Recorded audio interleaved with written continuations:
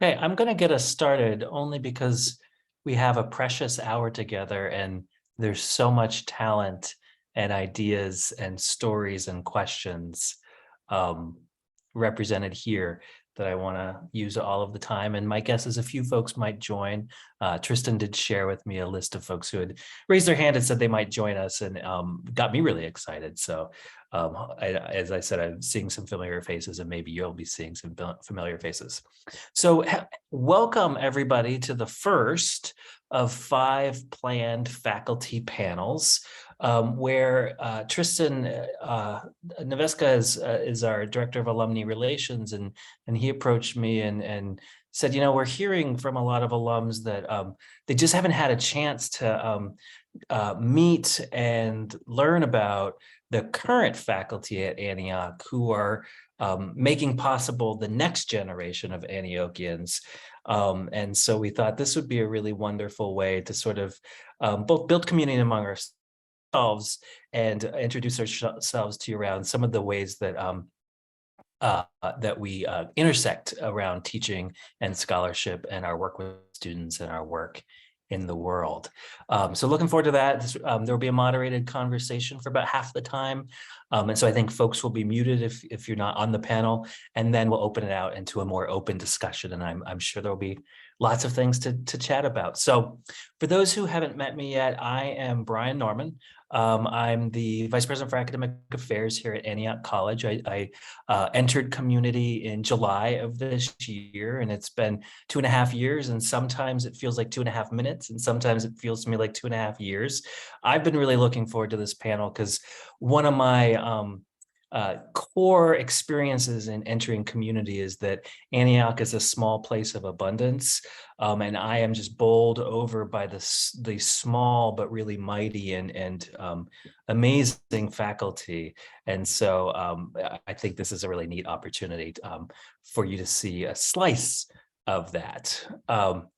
And this is a really consequential moment for Antioch. I'll share a little bit of that context in a second, and I'll just say I joined Antioch after spending last couple decades at college, mission-driven private colleges on the East Coast. And in mid-COVID, I did a lot of soul searching and about where I wanted to be and what kind of work I wanted to do. And I believe in the mission of Antioch. I am compelled by its distinct history role in American higher education, and I fundamentally believe that it needs to be here going forward. And I know that you all believe that too, because Antioch is open because of alumni. So let me just give you a tiny bit of context and then get out of the way. So part of this panel arises because the faculty are doing really good work rolling up our sleeves, and there's an emerging shared academic vision focused on interdisciplinary strengths and signature dishes, thinking about Antioch as a small place of abundance. And sustainability is kind of exhibit A of what we think we are and can be known for at Antioch. And because it's the kind of things that brings together faculty and courses across their divisions and across their areas of expertise and disciplines. It connects us to professional staff and campus assets across the campus, especially the farm. You'll hear more about that. And it also manifests an institution-wide commitment to sustainability, as well as connects to pre-professional pathways, especially applied sciences and many other pathways. So we're really capitalizing on the opportunity to build on a long history of environmental justice at Antioch and respond to this generation's interest in finding solutions to truly existential environmental and societal problems.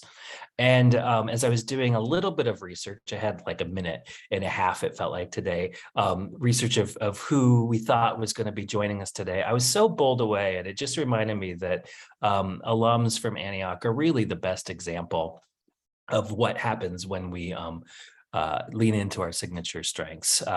We have here environmental lawyers and faculty. I think there's someone here from Swarthmore, research scientists, including in Space Lab, urban planners and community organizers, including around bike infrastructure. I went car free for a few years, so I hope to talk offline about that. Project managers across industries, including in Silicon Valley, green lobbyists and activists. I've been learning about John's Earth Island Institute and so much more. So we are walking in a path of strength and greatness. And this is an opportunity to learn a little bit about what that looks like at Antioch today. So I'm going to ask each of the panelists to introduce themselves very briefly so that we can get to the meat. And so they'll share their names and their pronouns and their role at Antioch, and then about a one-sentence description on what they think sustainability means at Antioch today. And I'll just go in the order that the boxes appear on my screen. So Natalie Suzelis. Thank you, Brian. Hi, everybody. My name is Natalie Suzelis. My pronouns are she, her. I'm an assistant professor of literature here at Antioch. Sustainability to me, I think, would be collective continuance, and a collective continuance that recognizes our interdependence with the non-human world. I think that we implement that really well here. On our farm, in our classrooms, in our events, and the way that we hold space for community and think about the future. So it means a lot to me, and I see it everywhere. So that's me. Thanks, Natalie. Jenny. Well, I'm trying to now think about my definition of sustainability because it was very similar to Natalie's. My name is Jennifer Grubbs. I'm an assistant, a pronoun she, her. I am an assistant professor of anthropology at Antioch. And for me, I also have continuous. For me, it's a commitment. It's this ever evolving, ever changing understanding of what the needs are of our planet, and an interdependence that we have, yet an autonomy that we respect with different ecological systems. Thanks, Jennifer. Kim. Hi, everybody. I'm Kim Landsbergen. My pronouns are she, her. I'm an associate professor of biology and environmental science. I see one of my former students, Richard Hauk, is in the waiting room. I guess, sustainability to me has so many facets. Gosh, I actually feel like it's such a broad concept. It's almost like lost a lot of meaning. But in my corner of the world, I think about sustainability as a path in the future that considers social systems, economic systems, and the ecological limits that we're living within. So I spend a lot of time thinking about climate change and about ecology, and that's the work I do at Antioch. Thanks, Kim. And when we're done, I'll have either Natalie or Jenny respond on just saying a little bit more about what the collective continuum means. Dean. Hey, everybody. I'm Dean Snyder. I'm associate professor of political economy. I've been at Antioch College since 2015. To me, in short, sustainability means innovating for our future. There's an economy of words for you. Bruce. Oh, I think, Bruce, you might be muted if you're trying to talk. There we go. How's that? Can you hear me? We can hear it. We can hear you. All right. Okay, my name is Bruce Linebaugh. My pronoun is he, him. I am the current farm manager of the Antioch Micro Farm, and I am also teaching a Farm 101 class this fall. And we actually have the set up to continue into the winter with a winter farm course. Sustainability actually is kind of the heartbeat of the farm. Everything we do is centered around sustainability and regenerative agriculture. So we are kind of the heartbeat on campus of the this whole movement. Thanks, Bruce. And for those who haven't visited campus lately, I'm also struck by how the farm itself is kind of at the heart of campus. And so I think about it as a sort of beating heart of campus. So one of our alums just wanted to understand a bit more about the use of collective continuous or collective continuum that both Natalie and Jennifer mentioned. Can you help us understand? Sure. Yeah, I'm excited to hear what Jenny's definition of this. I'm referring to Kyle White is an Indigenous climate change scholar who talks a lot about our interdependence with the non-human world and our responsibility and accountability to that world. And so collective continuance, I think, means sustaining ourselves, but not just thinking of it in terms of on human terms, but sustaining ourselves in our world because we are interdependent with non-human species, and thriving is really, it's a necessity on a multi-species level. And I think it means that we must integrate a lot of humility when we're thinking about solutions and how to move forward. We can't think of ourselves and our species as so necessary and so essential and so dominant that we forget this interdependence. So that's how I'm envisioning collective, although I also think we should think about ourselves as a group, an international global group, and think about the unevenness that we need to attend to on human terms as well. Thanks, Natalie. Jenny, did you want to add anything? I think for time, I think that was encompassing for now. I don't want to take away from the larger discussion that we have planned. Sure, thanks. Yeah, and I'm thinking of, Galileo helped us move toward a heliocentric view of the universe. And I think Natalie's helping us move to maybe helping us understand the non-human world too. So let me just pitch I just wanted to pitch a couple softball questions for us to fill in the picture of how sustainability is touching on our teaching, on how we use the campus and some of its really unique ways of practicing sustainability, and then learning a little bit about faculty scholarship and student outcomes. So in terms of teaching, we just have a whole bunch of courses that in some way touch on briefly or deeply sustainability across disciplines and across divisions. And they're really sites of energy and interest among our students. And when we really get our act together, such as this last July, we can find ways to bring together clusters of courses from different disciplines. We had a series of experimental courses that were engaged with our campus microfarm this July on entomology, on literature and social justice, and other ways for students to engage sustainability from multiple disciplinary approaches. And that kind of knocked it out of the park. So I wanted to hear a little bit from some of the faculty about what is your favorite course to teach related to sustainability, and what have you learned from students in the process? And if just raise your hand if you are raring to give us a story. Otherwise, I'll cold call. Kim, start us off. I've recently developed a 100-level course about trees. It's called The Structure and Function of Trees. And it's a huge class. I mean, for me as a science class, it's got 21 students enrolled in it right now. And I designed that class. It's a unique class. I don't know of any 100-level classes that do that, but I wanted students to really understand the functional biology, anatomy, life history of trees. And it's really lit a passion in students. And what I found it to be very exciting. And it's almost like a litmus test. Like, have you ever met anybody who doesn't like trees? So I felt like what I needed to do was develop a class that was kind of an easy step into some of our science curriculum.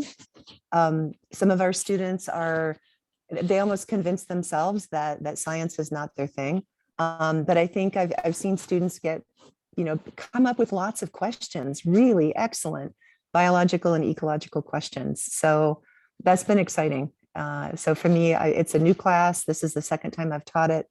And I'm learning about the enthusiasm that students have for our campus. One of the assets for our campus that I think is kind of overlooked is the landscape of the campus itself. So this term, students are assigned, they get to find a tree and they spend every week visiting the biological change in the tree. So they're getting to learn careful observation, they're getting to learn about phenology, webs of life. And I think the idea that they have a personal tree that they visit and journal about and take photos of has been really fun. Thanks, Kim. And I love your thinking about intro courses as invitations in rather than gatekeeping moments. I think that's spot on. How about Dean? We didn't hear many words from you before. So what's your favorite course to teach? And what have you learned from students in the process? Right. Every other spring, I teach a course called Political Ecology. And what this examines are the political economic drivers of environmental change. So we begin really by examining the nature of the global ecological crisis. We actually look at some of the conclusions of Earth system scientists about how we're transgressing planetary boundaries with the current economic system that we're running.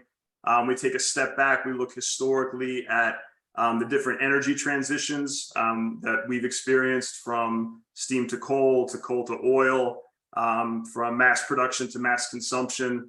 And then we really look at the period after World War II, the post-war era, often called the Great Acceleration of natural resource use. So we try to understand that history to think about our present moment. And what I've really learned from students is that while it's important to kind of critique the past, students kind of want to look toward the future and look towards innovation. So a lot of the political economy courses that I teach end with thinking about how we might innovate in terms of our political organization, our technological mix, our public policies. That's all kind of fair game to think forward. And that's what I'm learning from students most of all, that we're ready to kind of take these challenges head on. I love that. That taps in also to the action and activism part of our bone marrow at Antioch. Let's add a layer. Ooh, we have one of our students joining us, one of our Star Farm students. Perfect timing. So Dan Dinan, Bruce Dan is joining us in case you refer to him. So sticking with the courses, but I wanted to, for folks who haven't been on campus recently, just remind folks of what a bounty of resources we have across campus. And Kim already kind of mentioned it. We just have so many amazing campus resources that other places don't, as we exude our commitment to sustainability. We've got a high intensity microfarm. I imagine we'll hear a bit more about it in a second, which is also fueling a farm to table kitchen, feeding our students every day. We've got a solar farm. We've got a reforestation project, in addition to some of the small pockets of ecological use of the landscaping that Kim was just mentioning. We got the geothermal heating. We've got LEED certified buildings that were built, 2 centuries ago, depending on how you define centuries. And so for me, this is just one example of an Antiochian commitment to community and engagement and putting our liberal arts in action. And it really animates a lot of the campus experience, including our courses. So general question for the panel is, how is your teaching or advising engage some of these campus facilities? And what do you think students are able to learn, engage in those campus facilities that they might not be able to learn in a traditional classroom? And I think it makes sense to start with Bruce.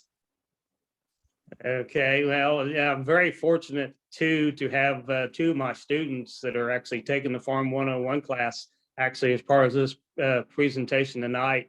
Dan Dian and Allie Leach, both are what I consider my star students, but I am so blessed from the quality of students that I have in my class this fall quarter, and the diverse background that students bring. I've got a student that has a Iranian father, so we have that Middle Eastern aspect of farming.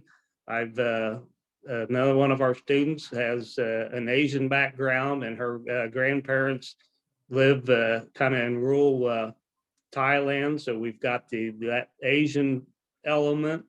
I've got another student who has a Caribbean background. So I'm very fortunate to get exposed to these other cultures And that is the nice thing about our micro farm. The micro farm model fits into these other world cultures more so in line than what our big mega monocrop system that we have become relying on here in the States. That our vision is actually to produce a viable micro farm that can be actually sold to the world, that you can feed the world on small farms.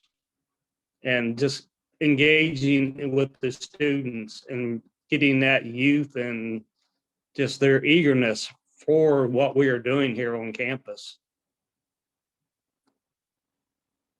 Thanks, Bruce. And I love how you connect the biodiversity of the resilient microfarm with also thinking about cultural diversity. It's such a helpful connection. Natalie, I know you've done a ton of thinking and a ton of engagement with the farm. Did you want to share any of that? Well, when you asked this question, I was thinking in terms of how students can use those spaces and get outside the classroom. I was actually struck by Beth Bridgman, who is also part of our faculty and couldn't be here She's in tonight. Ecuador right now. Yes. So Ali and Dan are also both in Beth's class. So they have an amazing Friday where they work with Bruce for a couple of hours, and then they go to Beth's seed sovereignty class. And so I did observe one of those classes, and I saw students learning about seed saving and seed saving practices, different histories of seeds and preservation and sustainability. And then they went right out on the farm and they started harvesting bean seeds to save them. Actually, we could ask, Ali and Dan could tell us if they wanted. I know, so Ali's here, and I actually asked Ali to attend this evening because she is in every single ecologically oriented class that I can think of, because and so is Dan. So, I'm wondering, Ali, do you want to maybe say a word or two about using these spaces and getting out of the classroom? And if you can define sovereignty for us, that would help one of our panelists. Yeah, so Beth's class is called Seed Sovereignty and Citizen Action. And I guess to define sovereignty, we hear it a lot in the realm of like food sovereignty, seed sovereignty, and like indigenous sovereignty as well. And I think really just means being able to control your food, control your seeds, choose what you want to eat, choose what you want to grow, and just what you want to do, with your life and your culture in general. So we're kind of learning about all of the political and economical aspects to our agricultural systems, and the fact that seeds have been patented, and our governments actually favor seeds that are uniform and can stay stable, which are mostly like genetically modified seed versus like traditional heirloom diverse seeds. And this is kind of causing a big decline in diversity around the world. And also like small farmers are really struggling to maintain their own seeds. So we're kind of learning about what different communities are doing to fight against that. Ecuador actually put into their constitution that seed sovereignty should be protected. So that's something cool to look at. And then, yeah, it just comes kind of down to saving seed and protecting our different varieties. So we've been working on the farm to save seed and distribute that. And the last thing I'll say is the Yellow Springs City Library actually has a seed library. We're going to learn about this on Friday.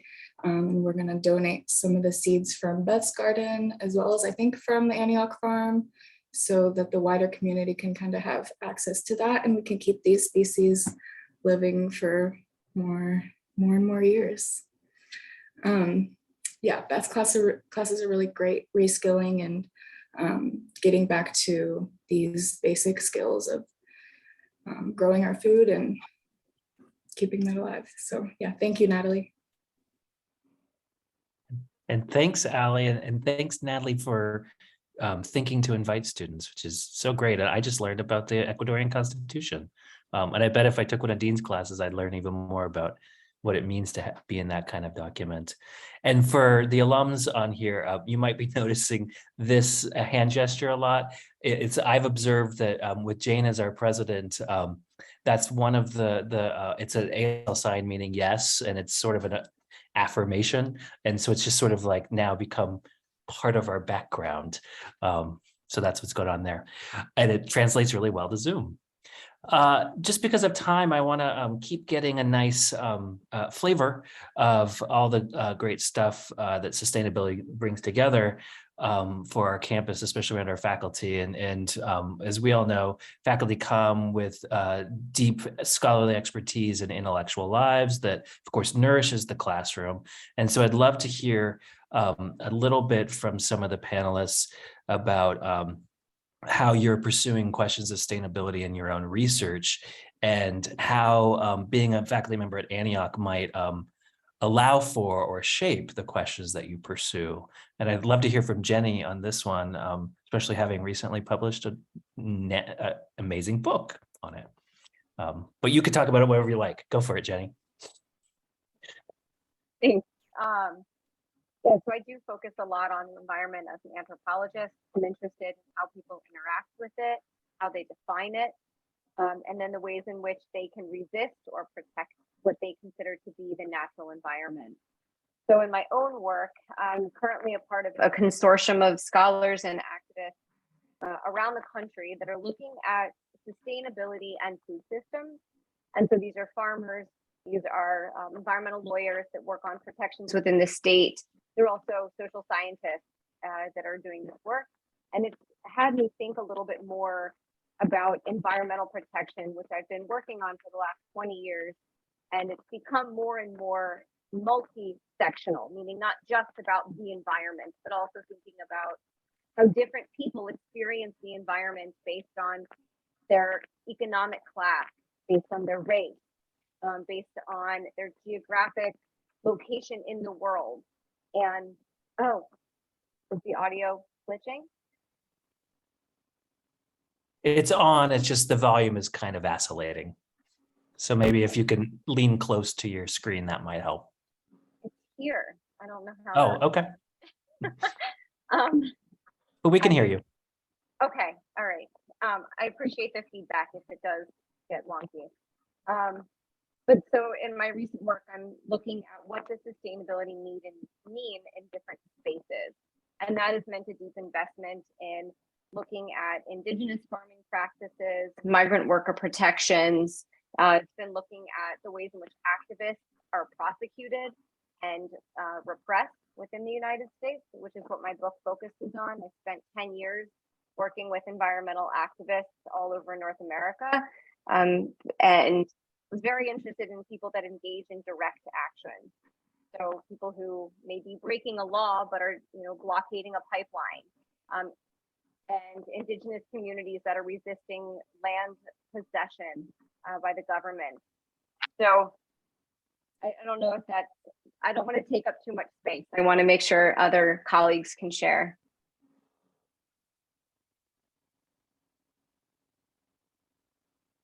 Ooh, I've been on mute now. Thank you, Jenny. And that your focus on direct action is, really on brand, I think, for some of the ways that students are wanting to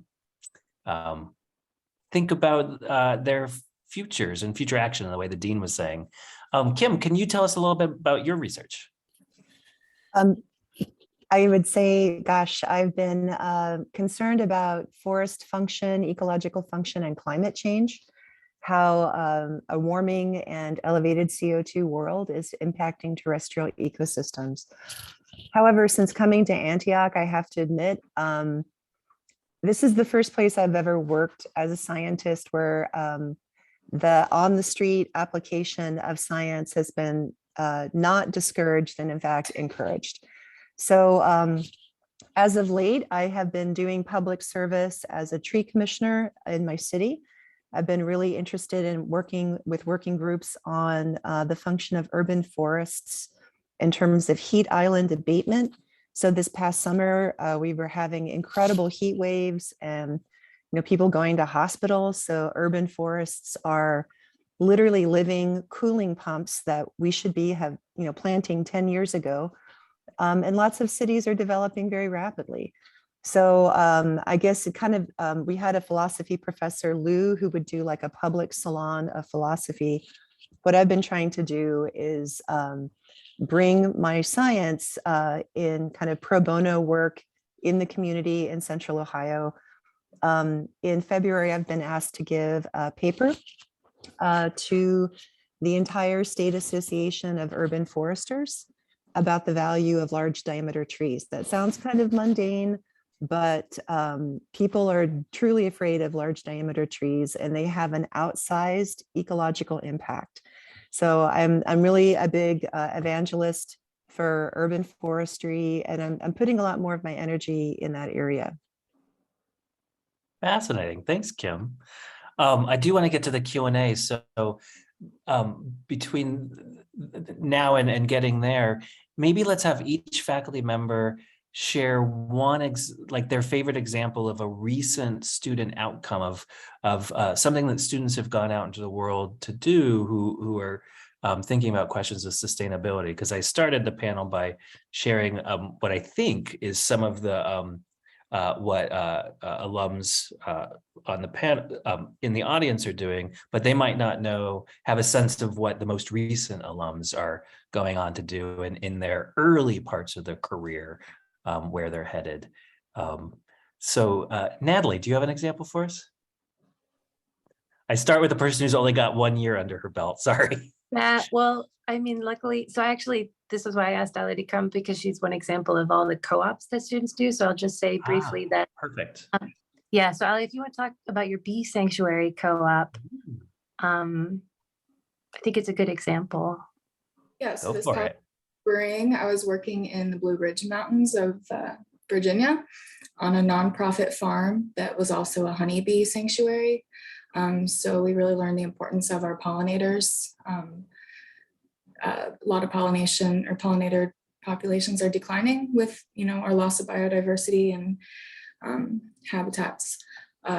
So they are doing a lot of work to educate and provide workshops and things for beekeeping, and then also just like gardening for pollinators.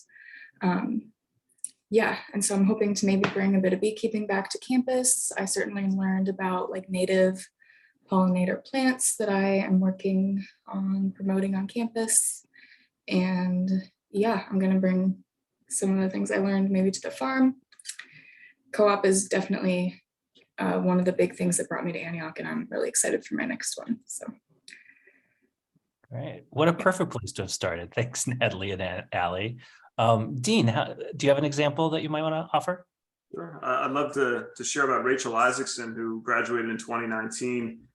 Rachel did her capstone project focusing locally in Yellow Springs, creating a kind of feasibility study for Mills Long Elementary School about transitioning to a farm-to-table lunch program. So it involved her not only networking within Yellow Springs, with school board leaders and such, but also kind of reaching out to food distributors to see the feasibility of making that transition. Unfortunately, it was deemed unfeasible, but that experience was fantastic for her. And so she actually got a job right out of Antioch at Agraria, associated with the Arthur Morgan Institute for Community Solutions here.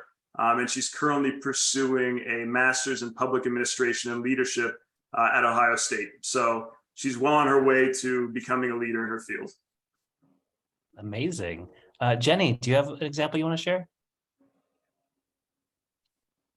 I'm currently working with a student, if that's okay, to share about a current student that I think is doing really great work.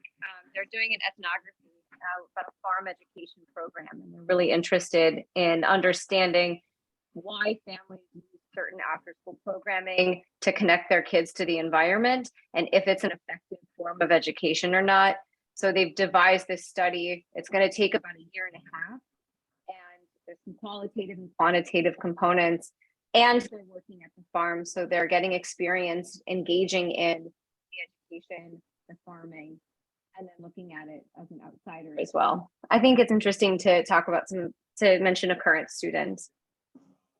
I love that. Thanks, Jenny. And Kim just put in the chat like a ton of examples where we have profiles, because the proof is really in those stories of lives unfolding. Kim, do you want to highlight one of them for us? I would say my most recent advisee, graduate, Kazimir Kowalski, walked into my office as a first-year transfer student and said, "Hey, I want to be an ecologist." And I said, "You've come to the right place." So, fast forward to Kaz graduating in the spring, and Kaz began their PhD program in plant ecology at Notre Dame. Working with a colleague of mine, we both went to the University of Washington together in grad school. And I just know that Kaz is thriving incredibly, very focused student. And I didn't want to take up verbal space, but I just wanted to throw up some of these web links just in case people are wanting to click around. I love that. Thanks, Kim. And then Bruce, I know you work with folks in a sort of different capacity, but we have Dan here. So can we ask to hear a bit from him? Sure can. And then we'll open it to then we'll open up Q&A. Dan, tell us about yourself. Oh, I think you might still be on mute. Okay, I think I'm unmuted. Can you hear me? Yep. Hey, so I'm Dan. I'm a winter transfer student from last year. My wife and I moved out to Ohio from New Mexico. And the past 10 years or so of my life, I've been working for a sustainable off-grid construction engineering company. It's called Earthship Biotecture. And so that's, it's pretty well known in its field, and it does really amazing work. My function within that workplace was the horticulture guy. So all of the greenhouses are embedded into the homes, and there's gray water systems and ways of processing and cleaning the water that is used and recycled within the home. And so I worked with those plant systems predominantly, and I'm still affiliated with Earthship professionally. But my time at Antioch has been absolutely incredibly transformative. And I've been working very closely with Bruce and working on the farm. My first co-op was on the farm. And basically, since I've arrived at Antioch, I have been completely plugged in on the farm this entire year. So coming from a high desert environment where, agriculture is regulated to only the most fertile zones, and it's very, very challenging to come to this area where everything is so abundant and the growth is so incredible. To see the entire growing season unfold and have my hand in every single aspect of what goes into that on the small farming capacity has honestly been a dream come true. It's something that I have wanted to do for so long, and it has really inspired me to continue down this path of things like the food sovereignty and seed sovereignty and all of that, because the volume of food we're able to generate on a small scale farm and on the farm that we have at Antioch is truly astounding. And I feel incredibly blessed to be at this college. The faculty and staff are amazing individuals who come alongside you, and they support you in what your dreams are and what your visions are. And so being here, I've been able to, just in the year that I've been here, I've been able to initiate projects, and I've been able to activate my creativity here. And I am very, very thankful. And so, yeah, that's a little summary. There's a lot that I could share, but that's just a little snippet. Thanks, Dan. And I think Dan knows this. I got a chance to meet him while I was on my campus visit before I decided to join Antioch, and his was one of the voices that convinced me this is a place where I want to be. And hopefully you saw a little snip of that. And he and Bruce are going to get the high production micro farm to a 12-month growing season. Damn it. That's the next challenge. So I just learned a ton and have tons of questions, but I'm going to get out of your way. And I'd love to open it up to questions and observations from folks, from the alums in the group. So Tristan, if you could, I'm guessing he's given us the ability to unmute ourselves. Is that right, Tristan? I see a thumbs up. So you can use either the hand raising function or just unmute yourself and jump in. I have a question. Since the co-op program has been much more strongly connected to the actual curriculum of Antioch and not as separated as it was before, could one or all of the faculty and students tell us about how co-op has been intersecting with the curriculum through the various jobs, or what people have learned from them? Great question, Kathy. And it is very much on purpose trying to fully integrate not only co-op into the academic experience. We're also in the process of observing that a lot of our students actually have work while they're also studying, both on campus and off, and that's part of their development. And we're trying to start to talk about meaningful work so that students are finding ways to meaningfully integrate all of their workplace experience into their knowledge in the classroom as they think about the work that they want to go on to do in the world. Because this generation, this generation of America, but like all generations of Antioch, people want not just a paycheck, but a sense of purpose. And that more holistic approach to meaningful work is very intentional. And so I'll shut up and let the panelists answer your question.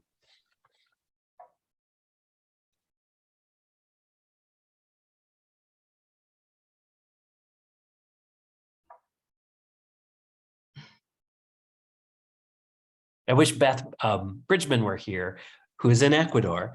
She's one of our co-op faculty members, and she's sort of been a real I'm familiar with what she does, but I just wonder, have the faculty, at least to get started, have the faculty been meeting with not only her, but with other co-op faculty, so that there is this interdisciplinary cross-pollination, so to speak, with the curriculum around sustainability, but also maybe other areas of the curriculum, including political economy and anthropology, maybe beyond sustainability.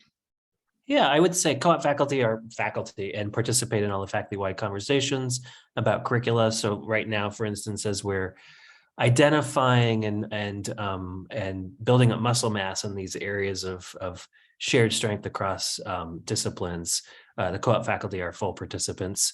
And they're also thinking about ways in which how they organize and identify and cultivate cooperative opportunities and partnerships, how they might organize them around these areas of shared strength, so that we are, as a faculty, fully thinking in an integrated way about co-op opportunities and curricular offerings, so that our students can also experience that integration. And Dean, say more. Sure. Well, just thinking about Rachel Isaacson, who I spoke about earlier, now doing the Masters of Public Administration at OSU. Two notable co-ops that she had. The first was at the Ohio State House. So she served as a legislative intern, got to see the policymaking process firsthand. That sort of deepened her interest in the political system and kind of sparking change through political participation. And the second co-op was actually at Mills Lawn Elementary in Yellow Springs. And that kind of spurred her idea for her capstone project, the feasibility study on the farm to table transition. So two really quality co-ops that were very formative in her education. Thanks, Dean. I want to make sure to get to Judy, who has her hand raised.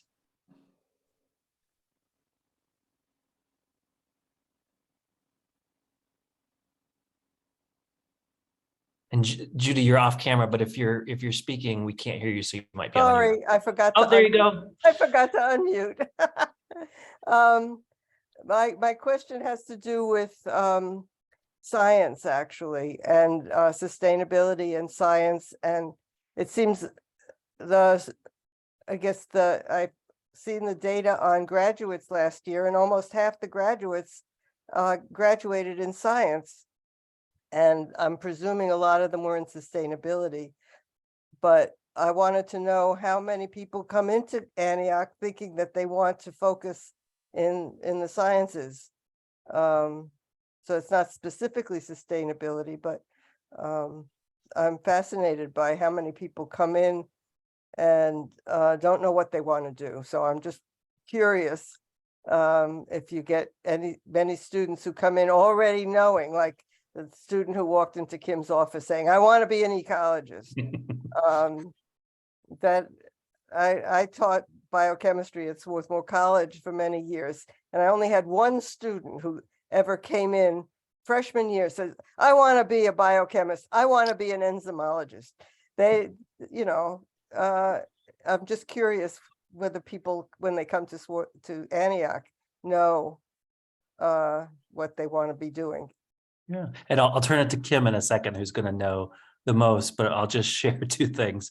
I got to spend a week in Swarthmore in August, and spend some time with the current president there, Valerie. So what an amazing space.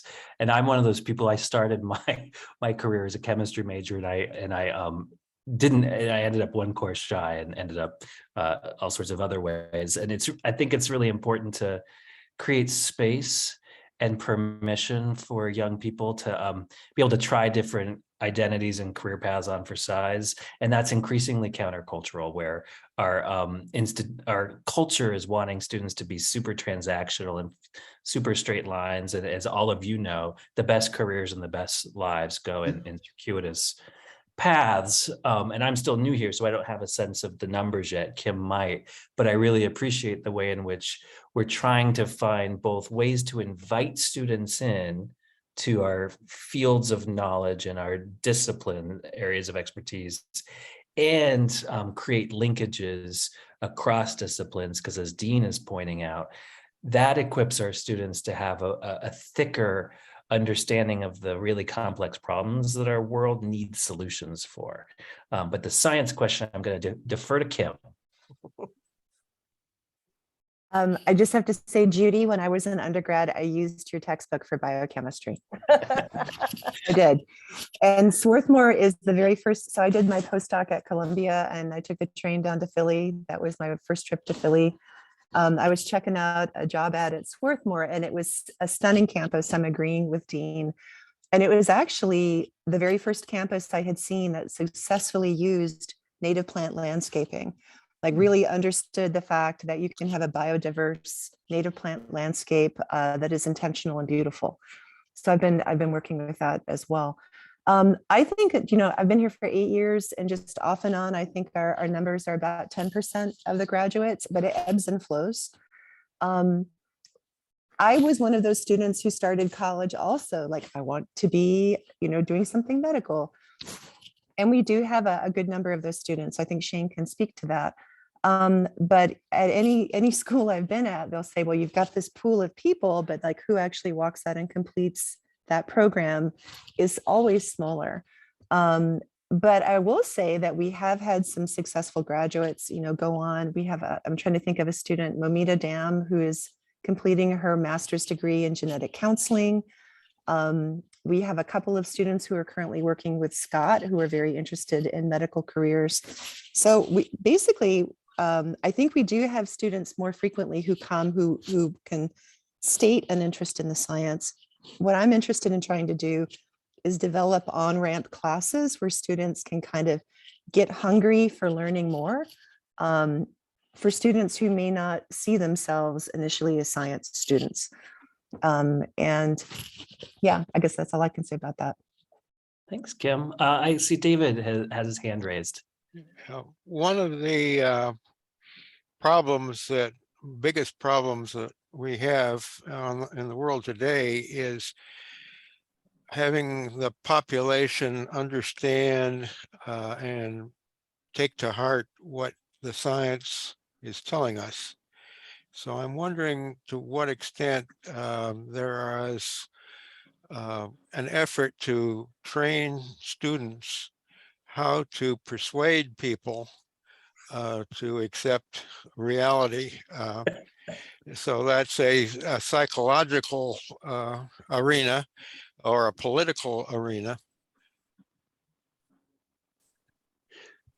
Yeah, because just shaking them probably doesn't work so well. No, it doesn't work. Yeah, I actually think Kim's right. Either Jenny or Natalie are probably well equipped to answer this as they think about storytelling and communication and rhetoric in humanities and social sciences. I'm happy to speak to that a little bit. Students are increasingly interested in environmental communication. It's a subfield within communication.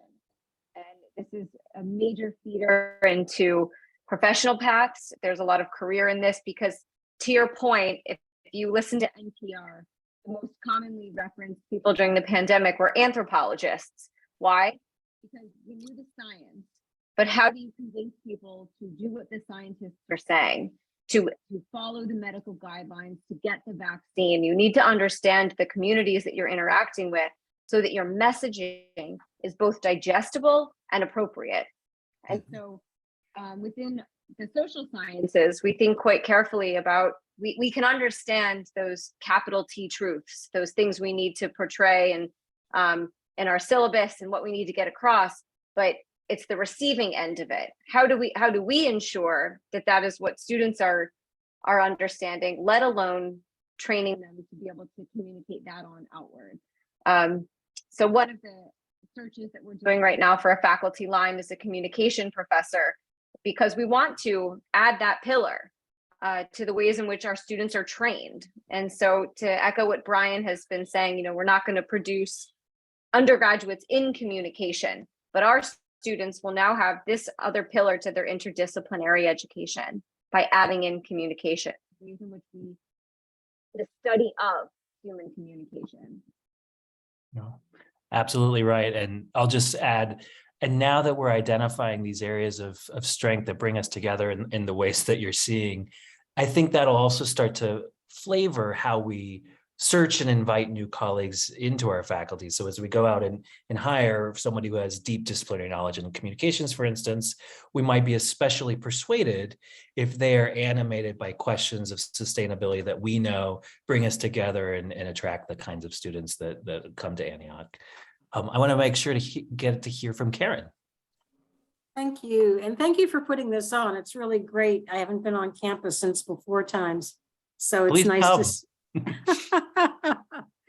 and it's nice to see faces who have recently, I'll give a shout out to Dan and others who recently signed into the alumni directory. So thank you very much, Dan and Bruce and a couple others. I administer the alumni directory, but that's not why I'm got my hand up. I started out in biology, went into psychology, wound up in international development. It was very Antiochian.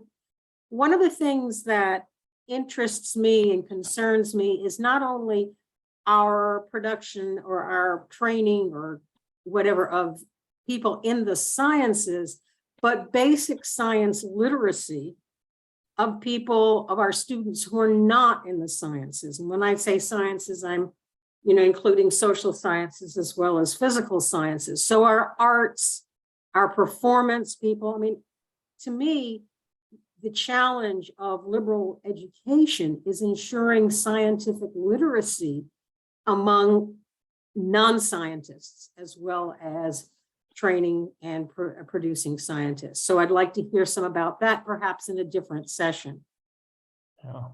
I'd love a little taste of somebody responding to that, and maybe even Bruce, as we think about, helping our students understand what it means to participate in a food system requires basic science literacy, for instance. But any panelists want to give a taste of a response to Karen's question? Go ahead, Kim.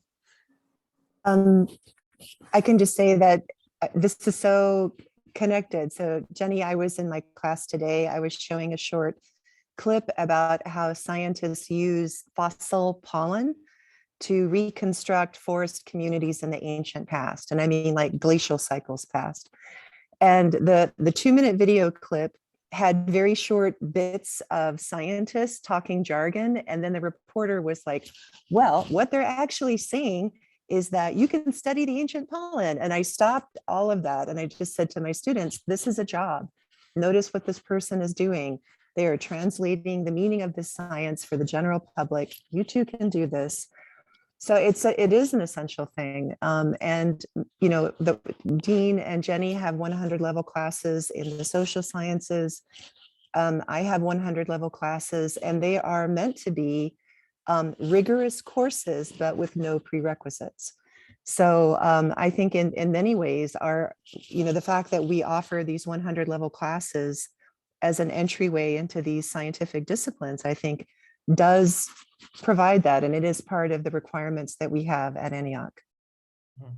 Yeah, and John asked about gen ed these days, and generally Antioch, thankfully, is a little bit ahead of the curve and moved away from purely distributional set disciplinary requirements based around an assumption of a shared content or shared culture that at almost any institution students sort of experience as a checkbox or hurdles to get over, and trying to move toward general education as a coherent and developmental entrance into adult life and college knowledge and making sense of oneself in the world. And part of that at Antioch, we do have a distribution requirement, which means you have to take a course, but with no prerequisites, in each of the 4 major domains of knowledge: arts, sciences, social sciences, and humanities. It's my area, I almost forgot it. So that the hope is whatever career path you end up on, and whatever area or fields you end up sort of taking out your shovel and digging in, you will have tried on for size how a social scientist asks questions and makes meaning. And maybe around the same question, but how a scientist would ask different questions and make meaning differently, even around the same topic. So it's more about the skills and how one makes meaning rather than set content.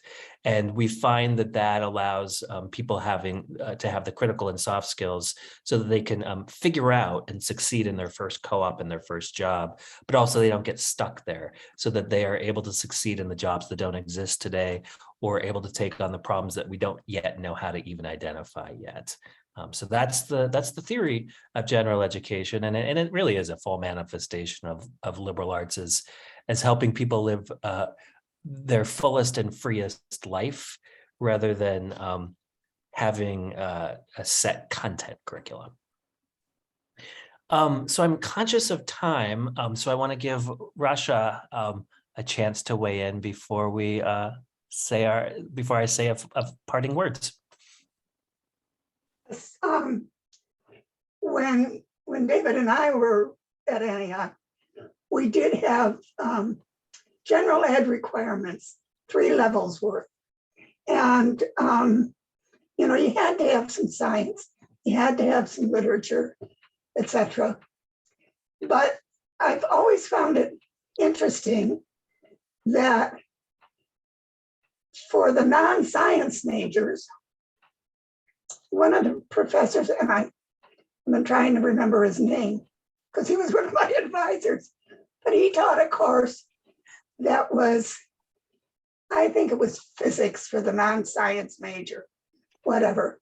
Yet you didn't have literature for the non-English major. You didn't have sociology for the non-sociology major. It was only for a science class that they had a special class for those not in the sciences.